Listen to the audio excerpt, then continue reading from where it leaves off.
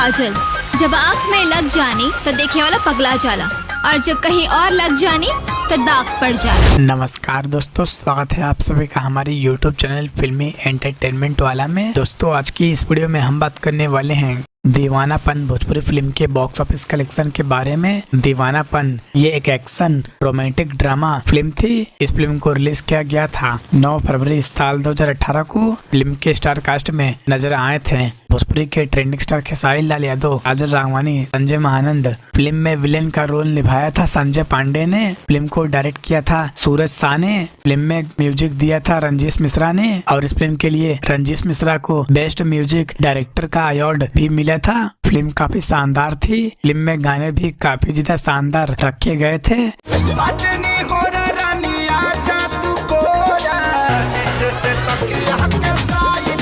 बात करें फिल्म के बजट और बॉक्स ऑफिस कलेक्शन के बारे में, तो इस फिल्म का बजट 2 करोड़ 18 लाख रखा गया था, और इस फिल्म ने बॉक्स ऑफिस पर 7 करोड़ 12 लाख का कलेक्शन किया था, और ये फिल्म बॉक्स ऑफिस पर सुपर हिट साबित हुई थी। तो दोस्तों आप सभी लोग ने इस फिल्म को देखा है या नहीं देखा है, कमेंट बॉक्स में जरूर बताइए, और ऐसे ही इंटरेस्टिंग वीडियो देखने के लिए वीडियो को लाइक और चैनल को सब्सक्राइब जरूर करें।